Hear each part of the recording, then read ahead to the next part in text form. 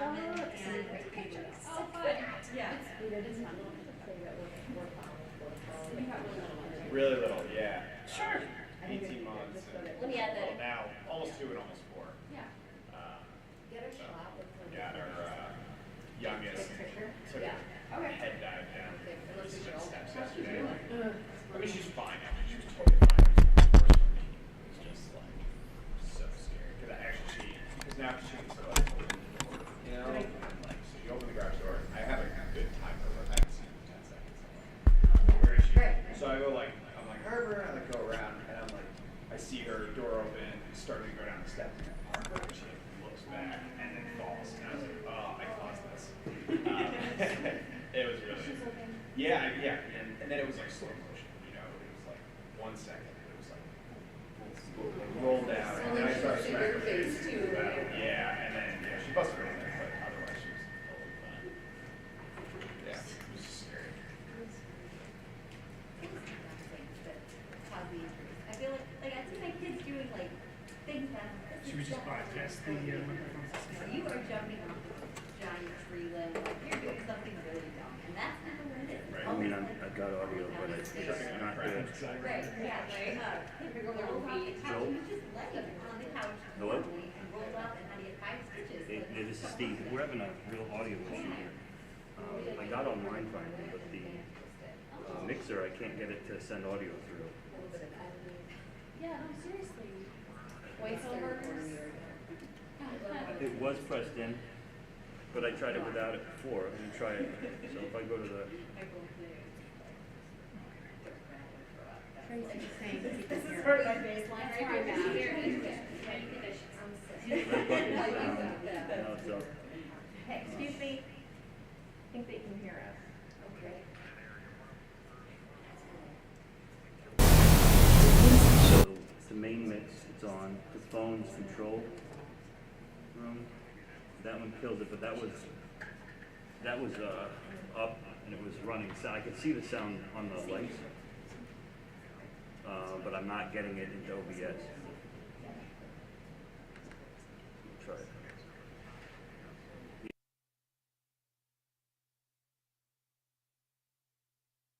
It goes dead.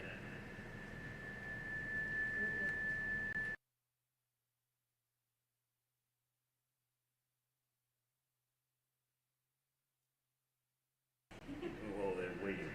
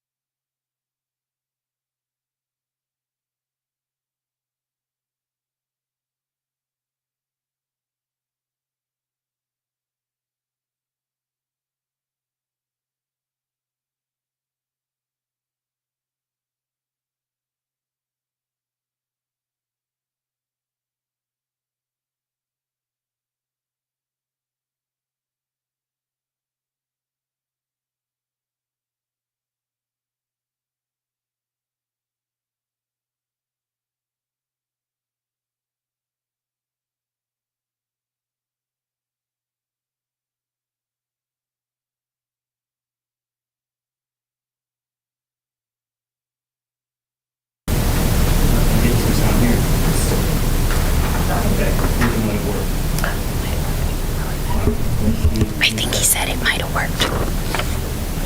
That's fine.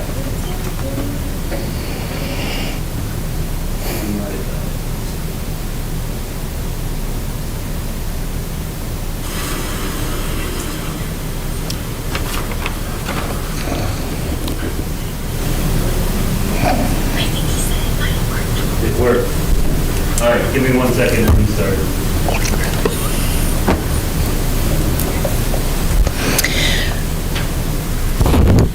Okay, everybody.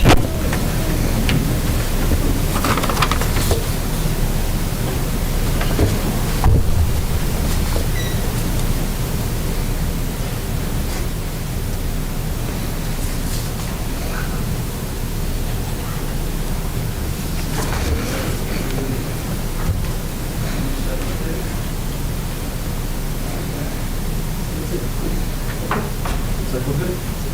Can you see that it's coming through on your YouTube?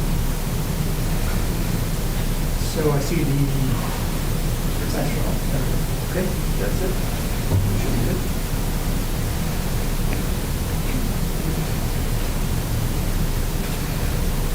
Just hit pressing the button before you talk.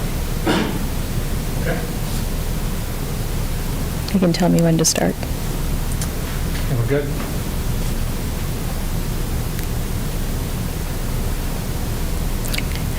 Good evening. I am Nita Singh, and on behalf of the Pittsford Central School District PTSA, I'd like to welcome you to our Meet the Candidates evening. We're sorry for the delay in starting. We had to work out some technical difficulties, but we are here. This forum will provide you with an opportunity to meet and to listen to our four Board of Education candidates respond to questions submitted by members of our community. Our candidates and all of the tech support, as well as the hosts in this room in this evening, are all following COVID safety protocols. This forum is scheduled for 90 minutes. I am happy to introduce to you our moderator for the evening, Sherry Johnson. She is currently the Executive Director for the Monroe County School Board Association and has served in this capacity since 2015. Prior to becoming Executive Director, Sherry served for 18 years on the Churchville-Chile Board of Education, 9 of those years as an officer. During that time, Sherry was also an active member of the Monroe County School Board Association, serving in a number of roles, including Association President. I welcome and present to you Ms. Sherry Johnson. Thank you, Nita. And I also want to say good evening and welcome to the Pittsford Meet the Candidate Night. And we will get through all of the questions that we have set to answer, so bear with us as we walk through this a little bit later than we planned. Before we ask the candidates to give their opening remarks, I'd like to speak to the work of elected board trustees. As said in the title, Board of Education members hold the public trust. While they are locally elected officials, those in our suburban districts are nonpartisan and unpaid. These elected volunteers will need to devote hundreds of hours during their term to learn about their roles and responsibilities. And they must also make sure they're available to their community by serving on district committees, attending and participating in district functions and events. So I want to thank each of you for making a commitment to pursuing this important avenue of service to students and the community. With that said, let's learn more about those who would like to serve the Pittsford community in that role. There are 4 candidates here this evening for 2 open seats, and in ballot order, and just give a little wave when I call your name, Ms. Nancy Clifford Lewis, Mr. Dave Burke, Ms. Emily Kay, and Ms. Tricia Gonzalez Johnson. So candidates, you will be given 2 minutes to provide an opening statement, and after the prepared questions, a 2-minute closing statement. I'm going to use the ballot order to begin the questions, but then I will rotate the questions so that each of you will have the opportunity to answer a question first. Let me get my pages. I do want to let you know that I am happy to repeat a question, and I want to remind you to look at the timekeeper, so that if you see a yellow sign, that's 30 seconds to start closing your 2-minute answer to the question, and red means to stop. I'm happy to repeat a question. Finally, I do want to thank the Pittsford PTA for their work in preparing for this important event, and the Pittsford technology team, who has worked really, really hard the last hour to get this set up for all of you. So I'm going to move on to the opening statements. So Nancy, if you want to give your 2-minute opening statement, we'll begin. Thank you. Good evening. I am Nancy Clifford Lewis, and I am asking for your vote on May 17th as I seek a seat for my first term on the Pittsford Board of Education. I grew up in this remarkable town. I'm a mother of 5 children and am an active member of the Church of Jesus Christ of Latter-day Saints on Craig Road. In my professional career, I spent 8 of my 12 years as a procedural nurse leader at Rochester General Hospital in the Cardiac Cath Lab. I worked alongside the most talented providers and staff to love and tirelessly serve the diverse population of Rochester. In my role as a registered nurse, I am trained to assess symptoms based on acuity and to work cohesively with members of a multidisciplinary team to create and implement treatment plans for each patient individually based on specific needs. As a member of the Board of Education, I will bring my honest and fresh perspective and the assessment and communication skill set I possess to advocate for each student and family based on specific individual needs. I commit to collaborate respectively with all Board of Education members and put policies into place that yield the best outcomes for each student. Thank you. Thank you. And Dave, your opening statement, please.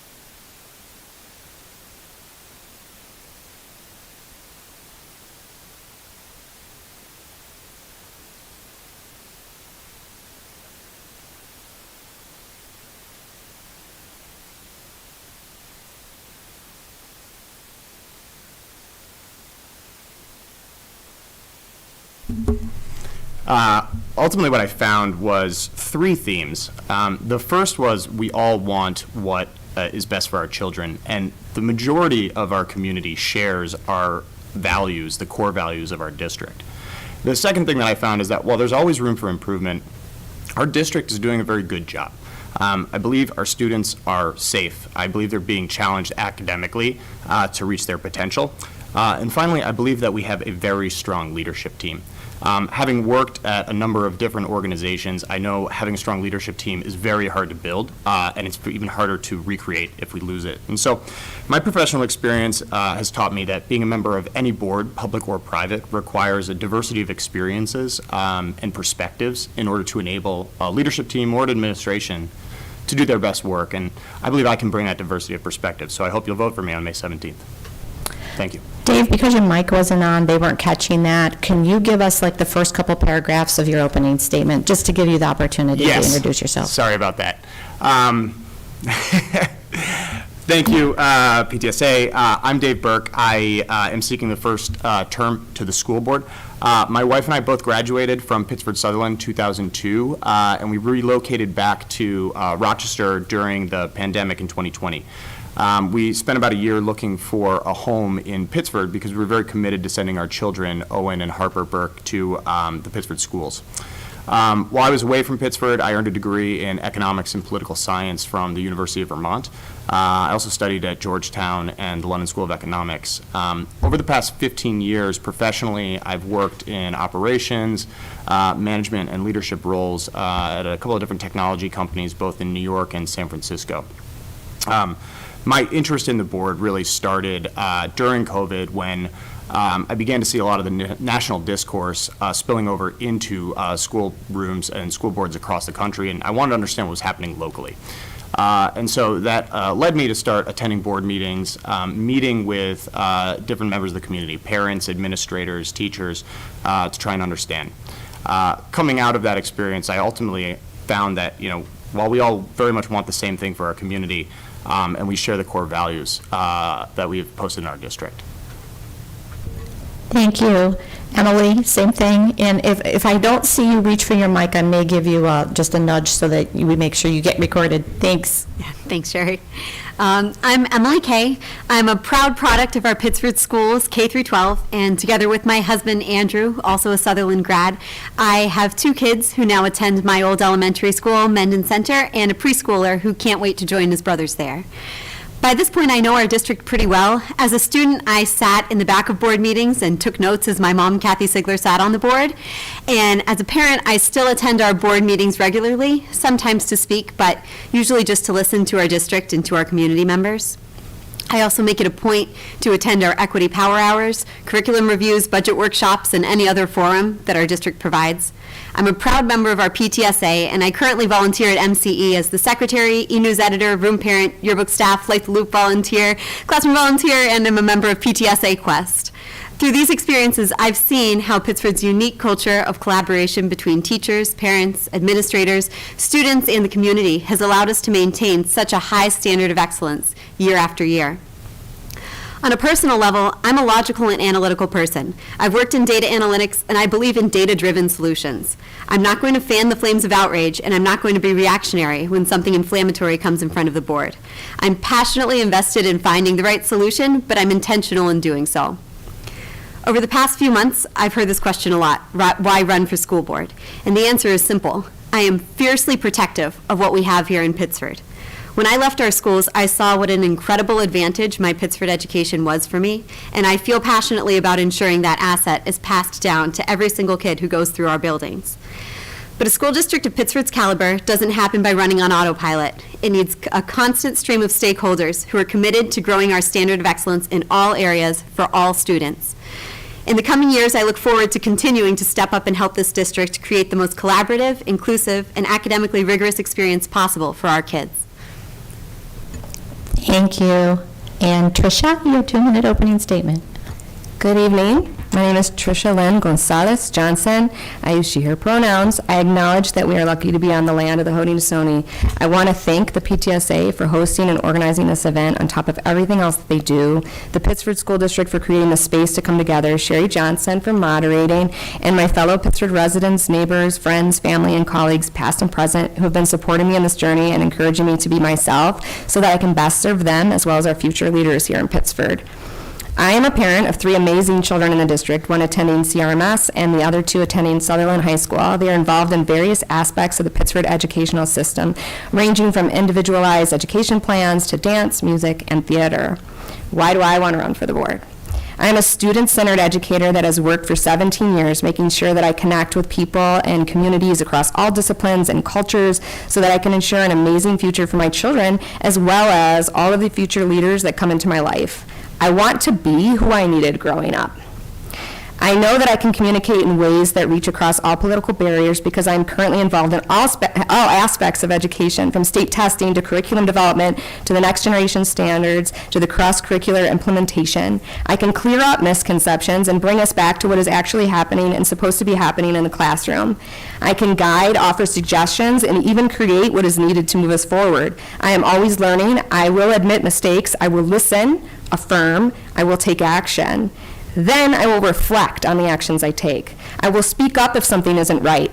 I do voice my opinion, and I will work with all of you to make things better. I will build upon what works already, and I will take apart and get rid of what isn't working. I don't have enough time to share all of the things that I've been a part of, but with everything I do, I'm always learning and aspiring to make my surroundings a better and more inclusive space for everyone. I'm the newsletter editor for AMNIS, the Mathematics Association for New York State. I sit on and have sat on the executive board for the past 8 years, and we follow Robert's rules. I've been a part of the New York State CAP team for social studies. I've been involved in all aspects of New York State testing from when Pearson did it all the way into now Questar. Through all of these adventures, I have built connections and resources, a toolbox, if you will, that can enable me to give back to the Pittsford community in ways no one else can. I have the skills, the experience, and the knowledge of how to be an effective, transparent, and collaborative board member who will support our children, teachers, administration, staff, the varying, beautifully diverse community voices, and the district. I will voice my opinions and work with all perspectives that exist. I am not a head nodder. I know real relationships are essential. I'm a bridge builder. I'm a change maker. I would really appreciate you to vote and vote for me as well. Thank you.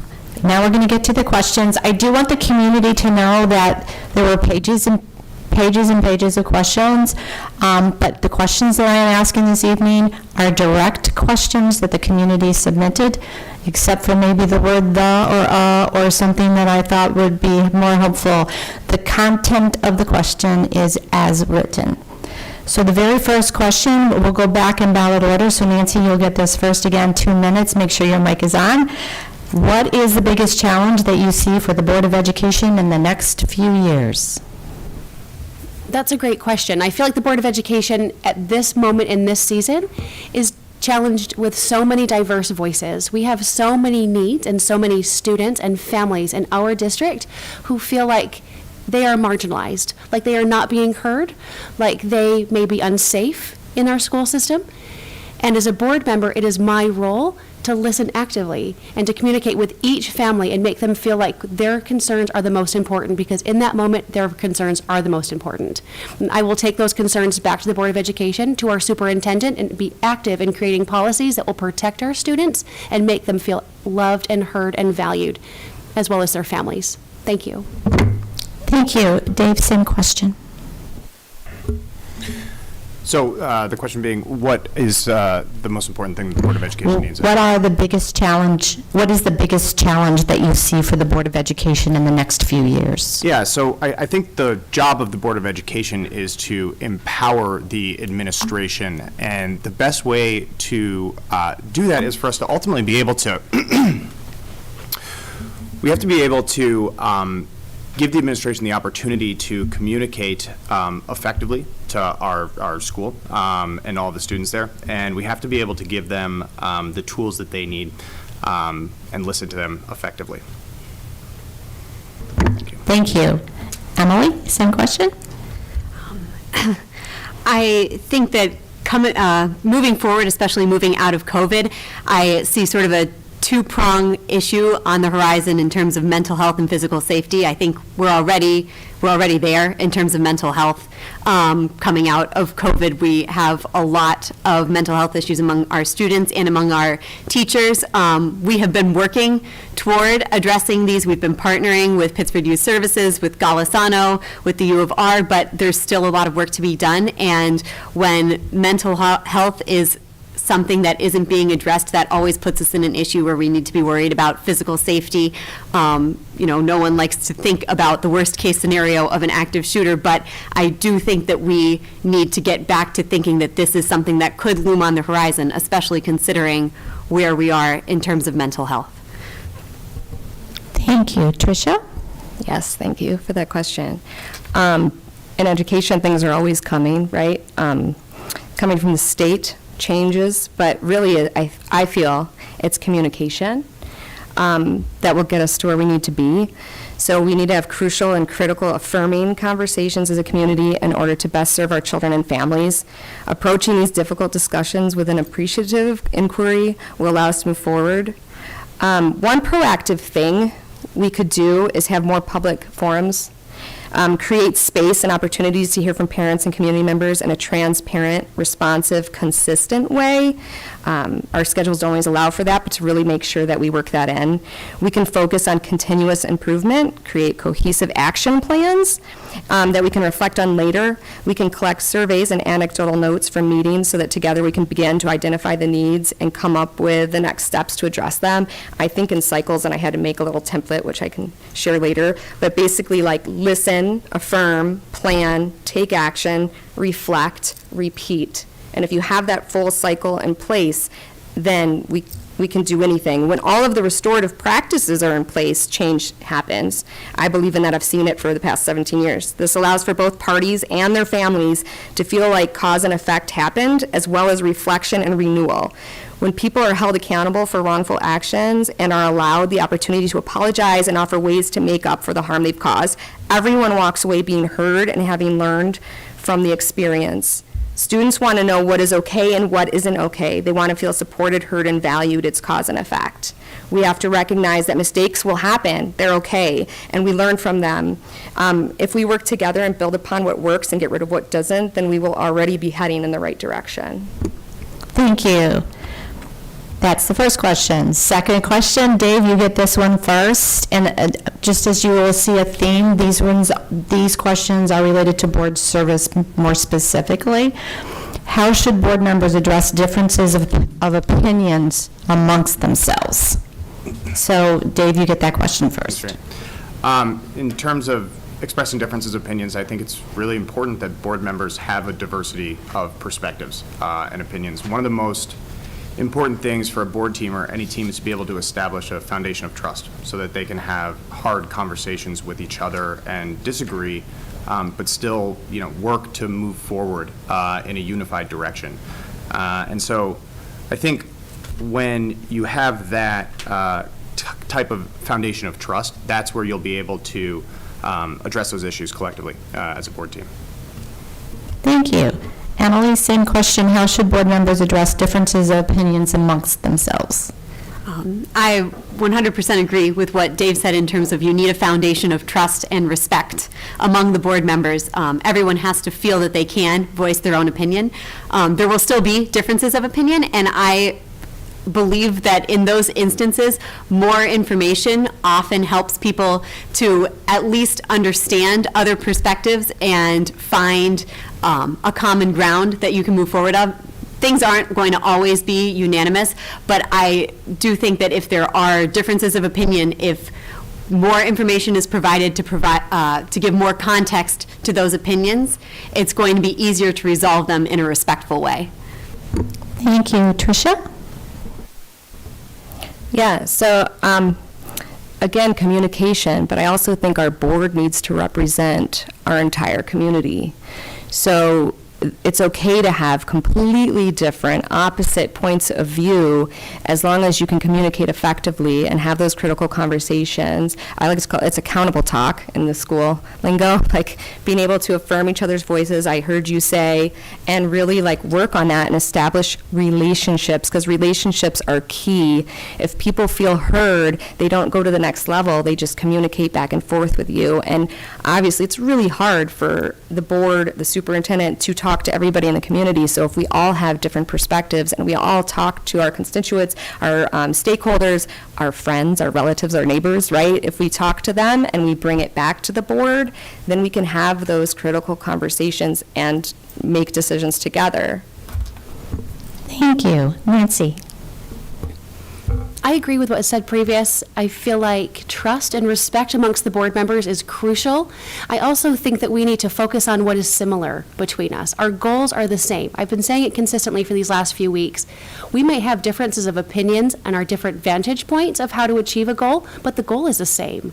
And so as long as we are rooting for Pittsford, we are doing everything we can to support our educators, our teachers, our support staff, our families, and our students, we will achieve that goal. And each vantage point is crucial to achieving that goal, so we're making sure that we are accommodating all of the diverse needs of the district and not just my own specific. So being an active listener and respecting my board members and keeping my eye on the prize is what is crucial to maintaining a cohesive collaboration amongst diverse voices. Thank you. So the next question, Emily, you get this question first. And the question is, what do you believe is the board's role relative to the role of the superintendent? So the board and the superintendent, the board needs to support the superintendent. The analogy that I heard, I believe, at the candidates seminar, which was incredibly helpful, is that the superintendent is the pilot flying the plane, but the board are the air traffic controllers. The superintendent cannot do his job without the board looking out for him, looking ahead, seeing where he's going, what might lie in the way. But at the end of the day, the superintendent is the pilot. He is dealing with all of the minutia that comes up. But I think that the board's role in terms of the superintendent is to definitely make sure that he has that aerial view so that he can deal with all of the tiny things that come down the pike. Thank you. I was apparently loud, so they've moved me away a little bit. So, Tricia, you get that question next. Okay, so the Board of Education is the official policy-making body of the school district. It is responsible to the state of New York and to the local school community for the education of public school students. School boards must carry out the laws and regulations pertaining to the education of our current children and future leaders. But what does that really mean, right? So we support the superintendent. We support the community. We are the voice. When people can't be present, we represent the community, and we bring back those voices back to the decision makers, the school board. But we do support the superintendent, and we help make him stronger, and him because we have a male as our superintendent. Thank you. Nancy, same question. Hi. At the Monroe County School Boards Association seminar that Ms. Kay was talking about earlier, we talked about the role of the Board of Education as being a supervisory role to the board, or excuse me, to the superintendent. The superintendent is the Board of Education's sole employee. But as in our role as the Board of Education, it is our responsibility not only to support him, but also to hold him accountable, or her, accountable to their role, to make sure that the things that are going on within the school district are matching policies that are created, and that we're able to attend to the needs of the families and students specifically. And we do that by advocating for those families through the superintendent, making sure that he's aware of what's happening so that he can best govern the schools. Thank you. And Dave, last word on that question. Yeah, I'll agree with many of these statements. I mean, ultimately, the superintendent is the CEO of the organization, right? This is a $140 million a year budget, 5,500 students, 1,100 faculty and staff. And so the superintendent has a leadership team that they need to lean on to set the trajectory, the goals, the priorities for the school. The board's job is to help them think critically about external factors and to be able to help them hone their thinking, to provide them with additional perspectives and context to make sure that when we set a plan, when we set a budget, when we decide a direction for our school and for our students, we've really stress tested that and sharpened our thinking there. And so that's why I think the board can have the most help in terms of supporting the superintendent. Thank you. So Tricia, your turn to answer this question first. It is a two-part, and again, I'm perfectly comfortable repeating this. All are in parts. What is the one thing that you think Pittsford Central School District does well, and what would you want to see continued? And what is one thing that you believe Pittsford Central School District could improve, and how would you work with the board to achieve that? So one thing that you like that you want to see continued, but one thing you think the district could improve on, and how you'd work with the board to achieve that. Okay, thank you. What does Pittsford do really well? Pittsford shows up time and time again. Pittsford has varying voices, diverse voices. People come when they're upset. I see that as a positive. They come, they show up. Just by driving in here and watching the signs, like to see that many signs, all of us represented, tells me that there are people that are actively involved, and I feel like they want what's best for the community. What could we do better? So a lot of my training and experience, I had to do a lot of thinking about this, right? We can come together by having the same focus, being student-centered, focusing on I call them future leaders, because that's what they are, and everything they need to be successful beyond graduation. And I'm going to give you some terms that have been really hitting home with me, and I have them here. So part of my education is this, are these letters, but I'm going to just say them. All right, so grade level instruction. Students meet our expectations and thrive when we provide them with instruction aligned to grade level standards.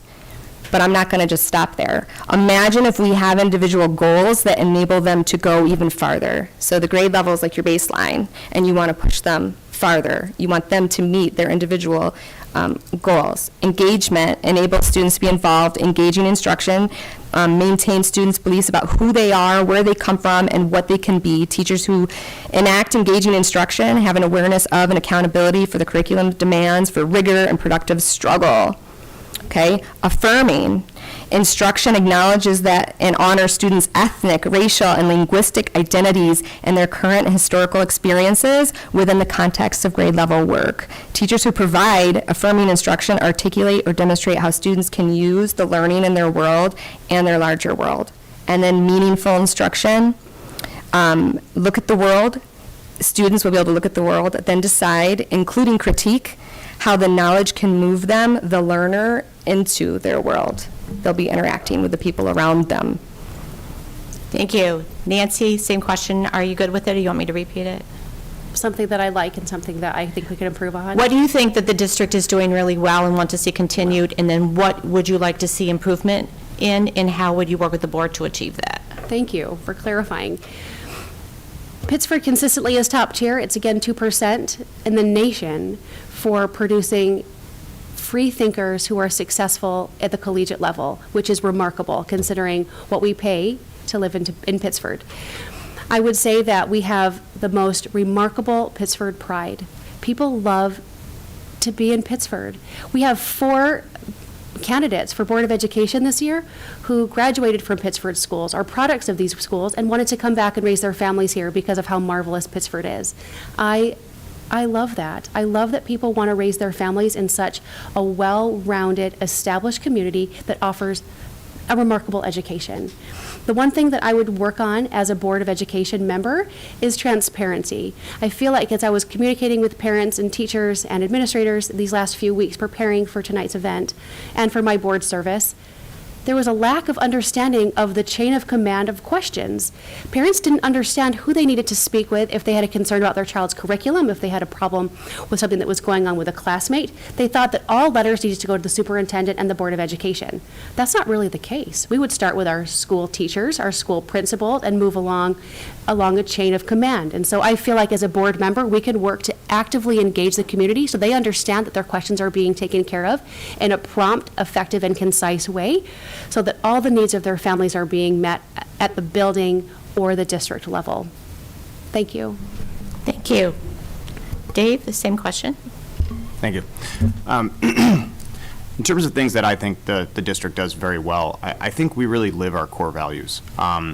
Organizations that I've been part of view core values as a decision-making framework. And I think that's really important because as a board member, as an individual, you have many different perspectives and views, but as a board member, you have to sort of put those second to your priority of really doing what's best and making the right decisions for your kids and everyone's kids in the community. And our core values are really lived in the context of how our administrators, our teachers really look at decision making. So in terms of being student-centered, the decisions we've made to continue to develop and push our curriculum forward in a way that is tailored to what our students need, as well as inclusive of the broader student body. And I think the other area I've seen us really continue to push forward, I do think, is around continuous improvement as one of our core values, and understanding, and being able to respond to the academic challenges that we're getting from different bodies, so from New York State, or the evolving nature of how we're kind of improving our curriculum over time. And so in terms of areas where I think that we have opportunities for improvement, I sort of think about the way that the school operates. The foundation is really safety, both the physical and mental safety and wellness of our children. That's absolutely our first top priority, and we have to really think about that, particularly coming out of COVID and a really challenging time. And we know that nationally we're dealing with mental health in a big way, and so that's an area I want us to continue to really focus on and really dig in and make sure that we're prepared and make sure that we're taking care of both our students and our staff in that respect. Thank you. Emily, last word on this question. I agree with a lot of what was said. I think that another thing that really needs to be mentioned that we are unique in how well we do is collaboration. Collaboration between our administration, our teachers, our students, our parents, the town, and the village. I think, we've seen just in the last number of weeks when the water mains broke at the 2 high schools, and we had such a continuous relationship with the town that we were able to partner with them to get that fixed and the kids back in school as quickly as possible. We couldn't do that without a culture of collaboration. I also have a lot of respect for our district planning team and our inclusivity advisory council, those sort of committees that advise our superintendent, and they include parents, community members, teachers, administrators. We really try to make sure that we have all the stakeholders accounted for in terms of those decisions.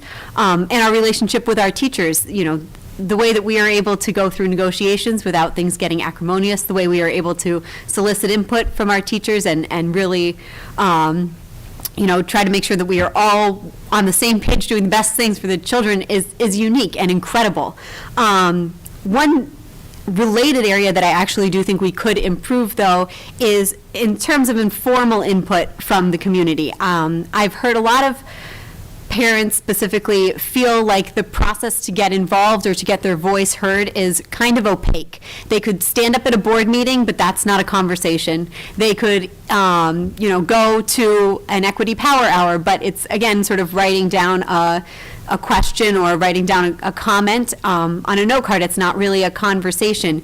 And we have a lot of representation on these fantastic committees like district planning team, but those are pretty coveted positions and not easy to figure out how to be on one of those, and not easy to be on one if you want one. So I do think that having more informal input would be helpful. Thanks. Thank you. All right, we're back to the top of the order with the next set of questions. Some in the community, Nancy, you get this one. Some in the community feel that an emphasis on inclusivity in Pittsford schools undermines our longstanding tradition of academic excellence. Do you see these two goals as conflicting, or do you see them as complementary? I see them as complementary. I feel like it is our role as Board of Education members, as community members, as parents, teachers, and administrators. It is our role to make every child feel welcome, heard, valued, included, and respected. And so that's in no way conflicting to any of the things that I believe.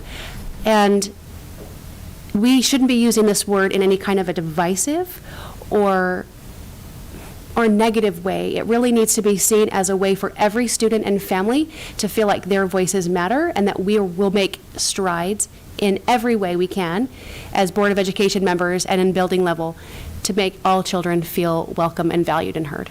Thank you. Thank you. Dave, same question.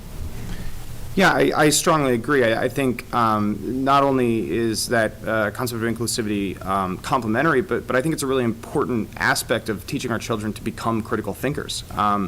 We need to be able to, and going back to our values, creating a supportive environment for all of our students, focusing on inclusivity is absolutely consistent with that value set. And so our ability to teach kids how to think more critically, to seek out different perspectives, to be more empathetic, that gives them the tools that they need to look at information and situations more critically. And these days, there's so much information, there's so much. It's so difficult to sort of find the signal and get the right information, and more than ever, we need our kids to be able to think really critically, to be able to form their own perspectives and opinions. And so I think inclusivity is a huge piece of that puzzle, and I think it's a really positive focus for our district. Thank you. Emily, same question.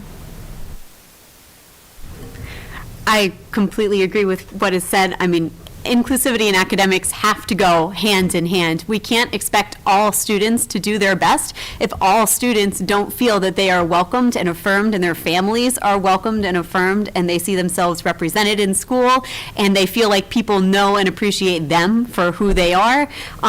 We cannot expect these kids to be fulfilling their academic potential when they are not feeling when they're concerned about anything else, when they're not feeling totally accepted in any other way.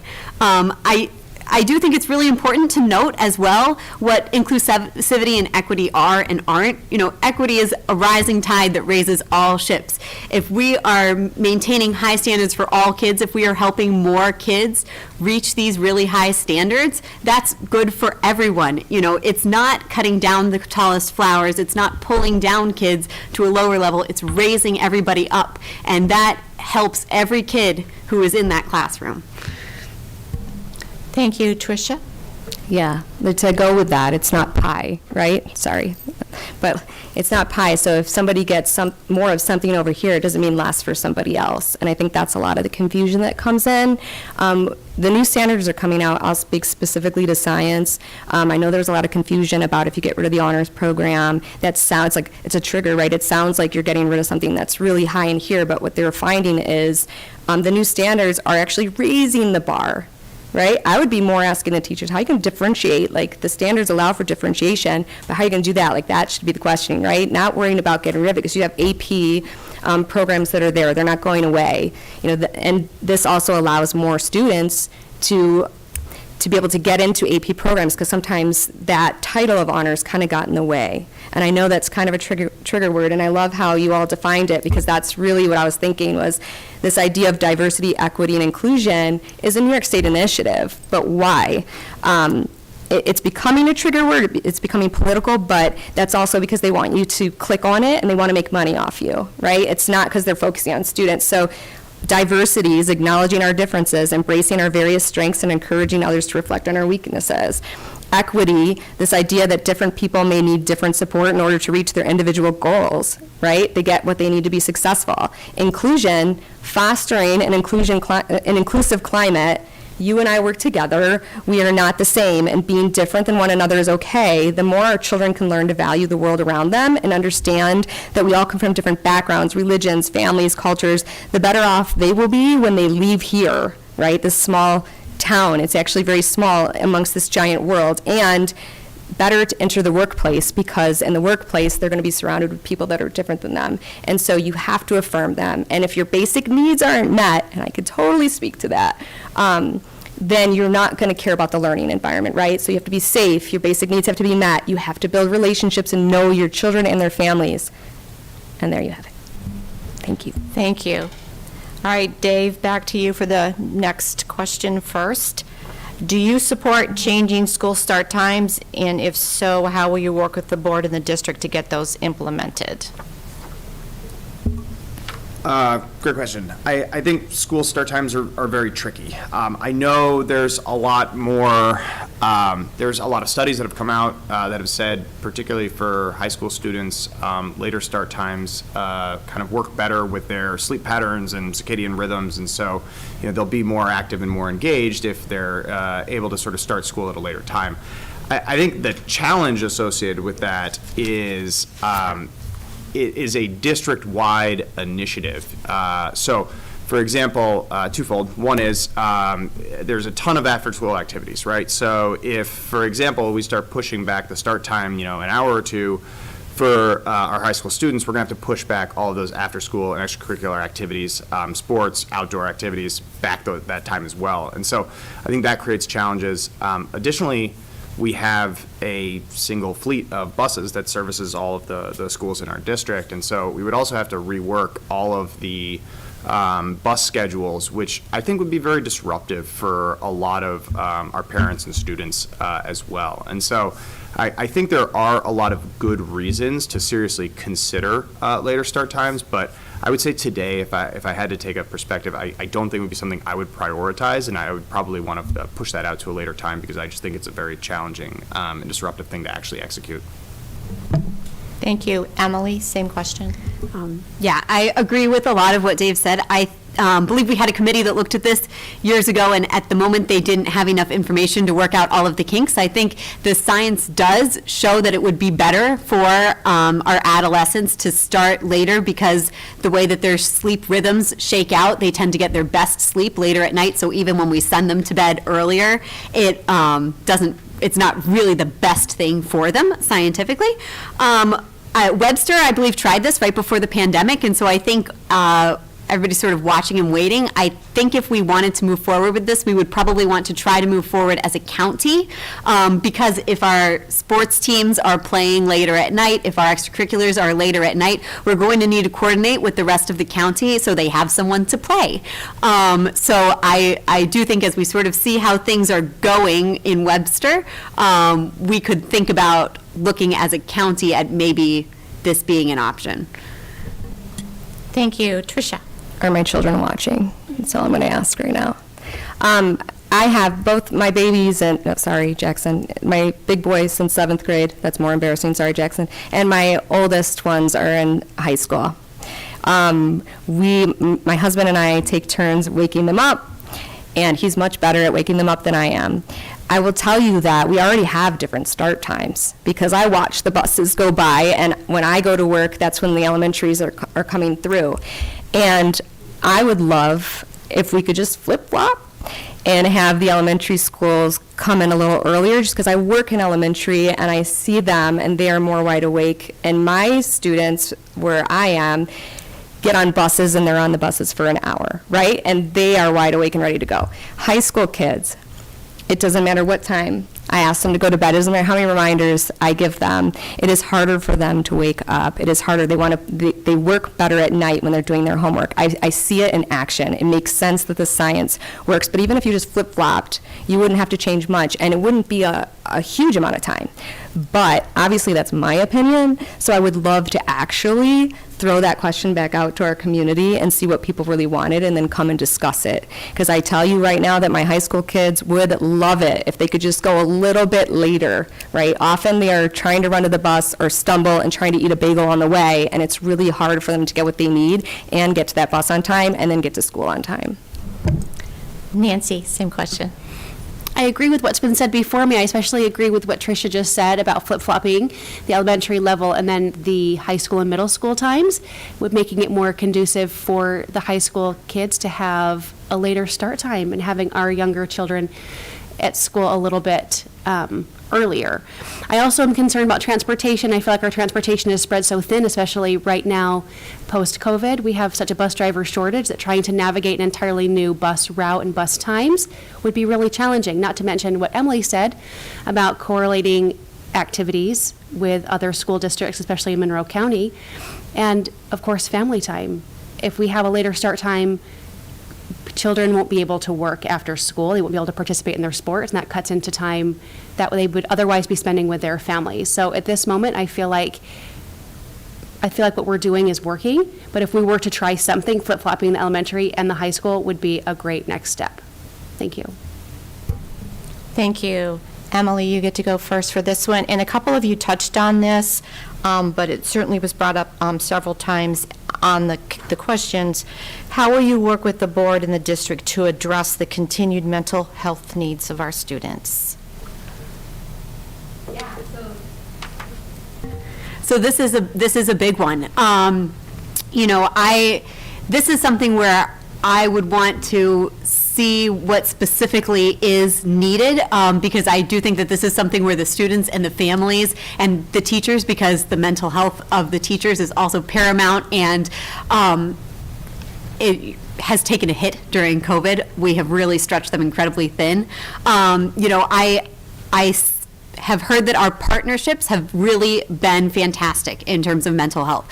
Our Pittsford Youth Services partnership has been great. Golisano, I believe, has set up a room where we are able to have our students and families work with someone from Golisano in terms of mental health. We have a relationship with U of R. I think that looking towards these partnerships would be really a great continuing step we can take, and making sure that we have room in the budget to address mental health, making sure that we make room in the budget to address mental health. Thank you. Tricia, same question.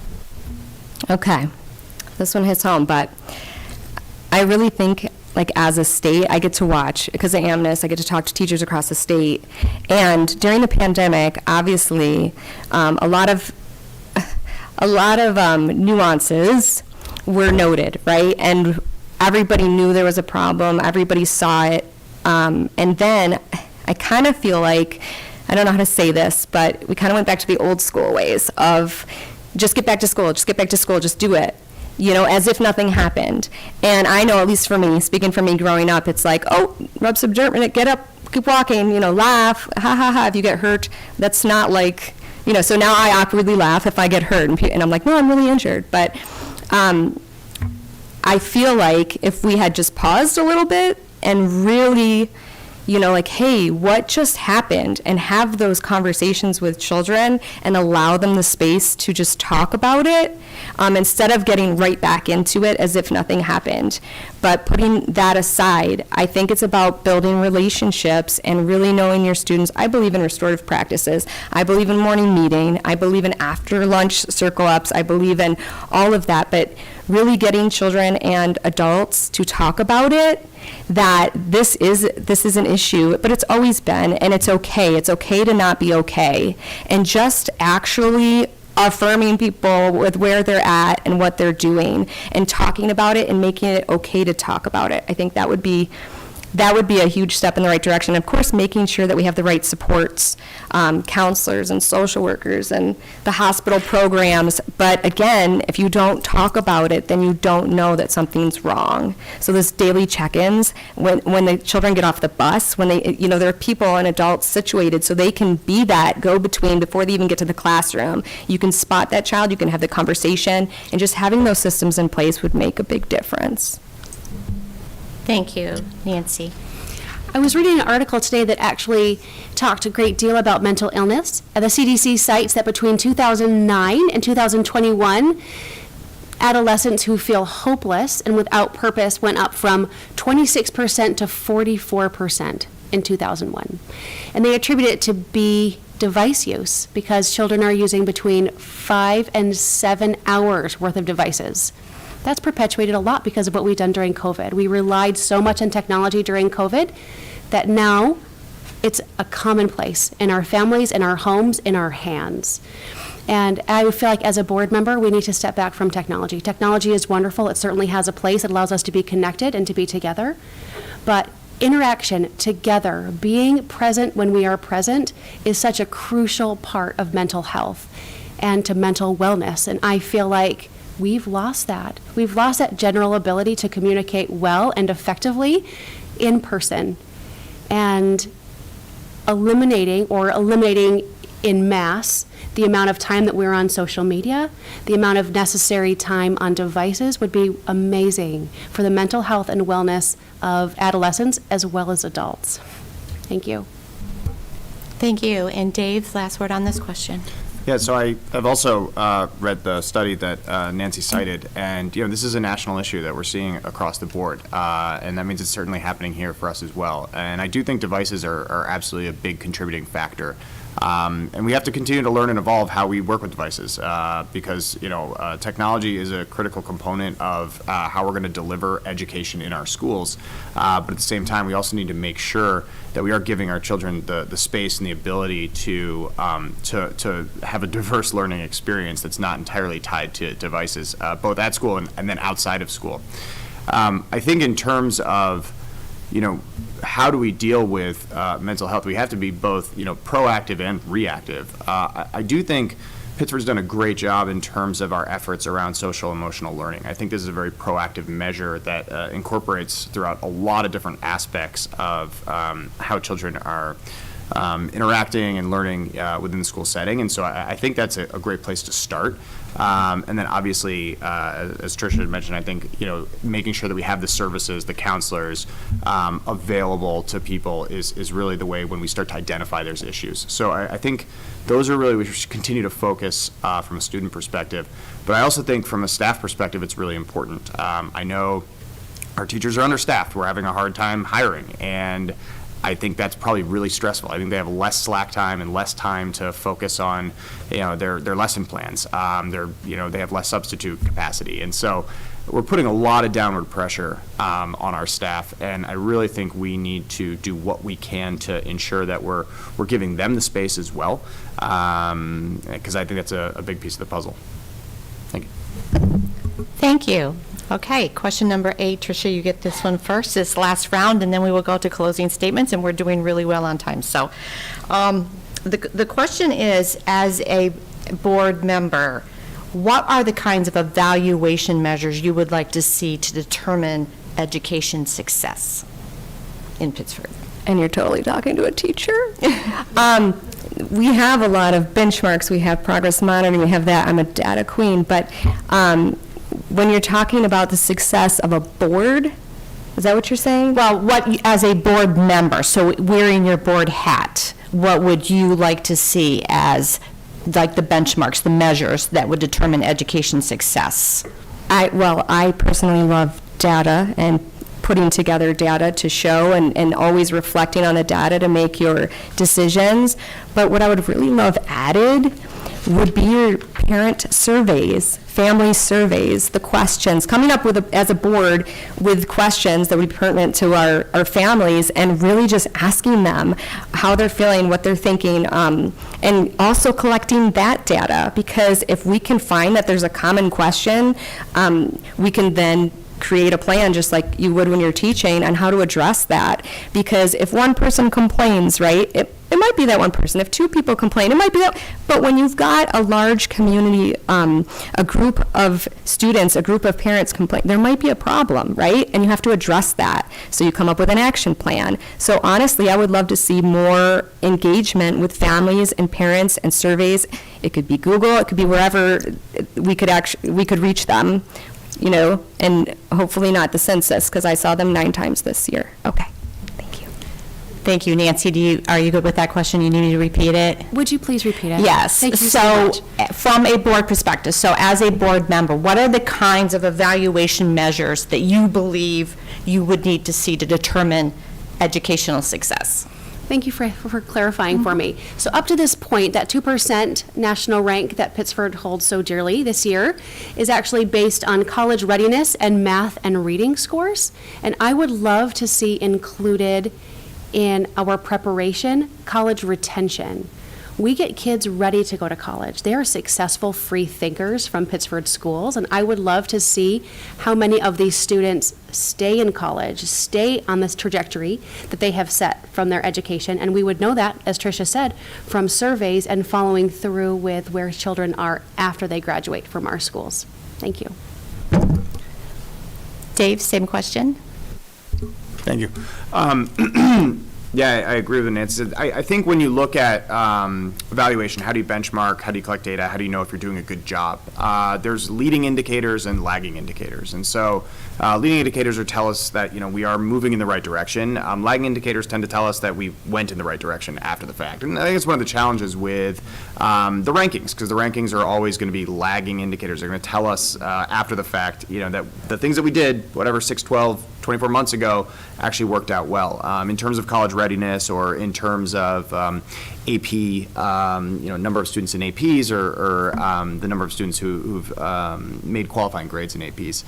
And I think it is really important for us in terms of lagging indicators to look longer term, both in terms of what percentage of kids are actually completing the college programs they go to after school, and also what percentage of kids are maybe not going a traditional path. I think part of kind of personalizing education for our students is to recognize that they're going to have many different paths, not always necessarily a 4-year college. And so we have to think about how are we serving all of our students, and I think having more dimensionality or understanding about that is really important. In terms of getting more leading indicators, which I think is really important, because that tells us in real time how are we doing. And I think that's a little bit about maybe what Tricia's touching on in terms of being able to get a sense or a pulse from families, how they're feeling.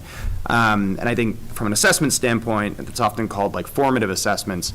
That's where I think we have a real opportunity, particularly as we start to evolve and roll out new curriculum. being able to know in a much kind of faster feedback loop if that curriculum is working, how kids are doing on it, how they're feeling about it, not just necessarily how they scored perhaps on an exam or a test. I think that's going to give us a lot more kind of fidelity and understanding about how our students are doing. And I think that's going to help us get better results. Thank you. Emily, last word on this question. Yep, I agree with a lot of the things that are already said. I do kind of want to loop back to what Nancy was talking about, though, in terms of our stats after we get them into college, right?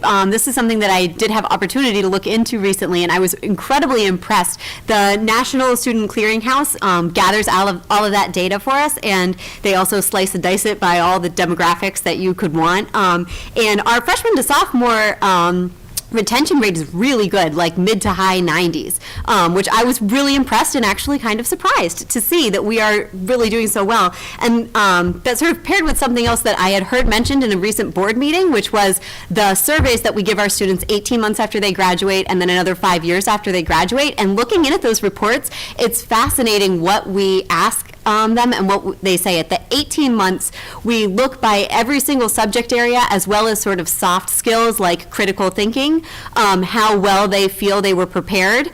And I really enjoyed seeing especially the soft skills side of that, because that isn't something that I believe we have any sort of quantitative measurement on. The 5-year ones, they not only asked how well they thought we prepared them in terms of different academic subjects and soft skills, but also what they felt they used in their daily lives, in their new roles, either in graduate school or in a work environment. So I would really, I think that we are doing a great job in getting that post-grad data. I would love to see that actually publicized more.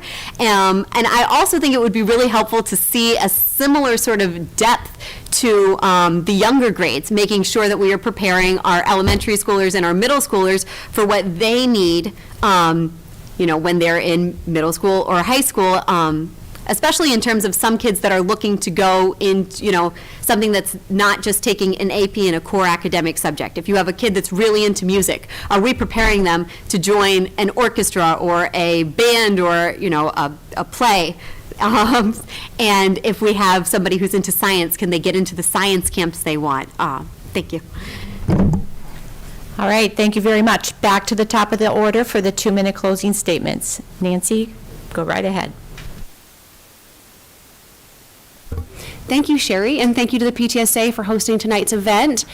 And for all of you watching, thank you for your time.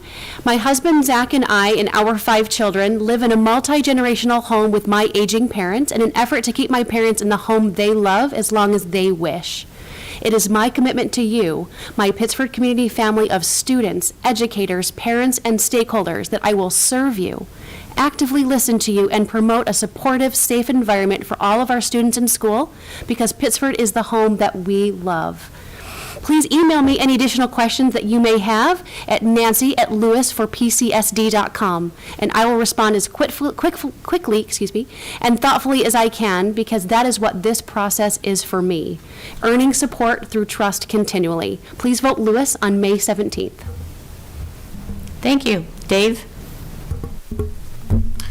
Thank you, Sherry. Thank you, Meredith, Anita, and our tech support team and the PTSA for setting this up and managing this and getting it done. So I wasn't able to complete my opening statement, so I'll kind of reiterate a couple of the thoughts that I had there, which is as I've spent a lot of time learning more about our district, meeting with different members of our community, one thing that is very clear to me is that we all want the best thing for our children. We all live the core values of our district. We are doing a very good job. There's definitely room for improvement, and there's clear areas for improvement, but across the board, I think we are delivering on our mission and our vision on behalf of our students. And I think a lot of that is a direct result of us having a really strong leadership team. I think getting a really collaborative leadership team that trusts each other and can work together and solve problems it's hard to do. It's something we really have to be precious with, and we can't take for granted. In my professional experience, I've had a lot of exposure to good leadership teams and not so good leadership teams, and I really think we have a good leadership team here. And my hope, if I am elected to be a board member, is that I can bring my set of experiences and perspectives to help empower and enable that leadership team and continue this sort of continuity and collaboration that we have. And I think it's really important as well as a board member, obviously, and as a parent, you know, you bring a lot of your personal perspectives in, but at the same time, you have to put the collective community and children first. That's your number one job. And so putting that board member hat on, being objective, is really difficult to do. And I think that's something that, you know, I can really do on behalf of our community as part of the board. So I hope you vote for me on May 17th. Thank you. Thank you. Emily? Thank you so much to our district PTSA for hosting this event, especially to Nita Singh, the VP Education Council, and to Meredith Graham, our secretary, for coordinating all of this. Thank you to Sherry Johnson for moderating, and to Varsity Media for broadcasting this evening. I also want to thank the PDTA for their endorsement. The support of our incredible educators really means a lot to me. I hope over the course of this evening I've been able to show you how deeply I care about and believe in this district and this community. What we have here really is truly unique. I am fully invested in helping this district to keep moving forward, guided by our mission to collaboratively inspire and prepare our students to be their best, do their best, and make a difference in the lives of others. Whether I'm elected or not, I plan to keep working to make sure buildings are the most supportive, inclusive, and academically rigorous environments they can be. Thank you so much for listening, and I hope I've earned your vote on May 17th. Thank you. And Tricia? Hi. Thank you to all of you for being very patient for me, even though you didn't let me sing in the beginning. It's fine. All of you, honestly, thank you for the process. And okay. I never really understood what it was going to be. I didn't understand how involved this was going to be, but it means a lot to me to be a part of it and to help and give back to my community the way that I'm able to do on the state level and through the districts. So I just thank you so much for being so polite and caring and open-minded as I fumble through sometimes this process. When making decisions with regards to our schools, I will prioritize the needs and lift up the voices of our children and their families, ensuring that all perspectives are heard and affirmed. I will support the teachers as they transition to the next generation standards, as they face the obstacles and challenges that come their way, our way, and I will be a transparent communicator so I can help begin to build that bridge our district needs in order to come together for our future leaders. There are 2 positions available on this board, and I'm asking all of you to make sure that your neighbor, a local mom, a Pittsford graduate, Rochester-based educator that is also involved at the state level, someone who grew up here, faced numerous life traumas that have enabled me to have this innate ability to connect with people from all cultures, occupations, and across all stages of life. I'm asking for you to look past the status quo. I'm asking you to embrace differences. I'm asking you all to come together and make the choice to place me in just one of those seats. I'm also challenging our entire Pittsford community to vote, to show up at the polls in numbers that will blow all previous elections away. I know you care. On May 17th, show this community that we can come together and help me take the first step. Thank you. And that ends my portion of the candidate night. I am turning it back over to your PTSA.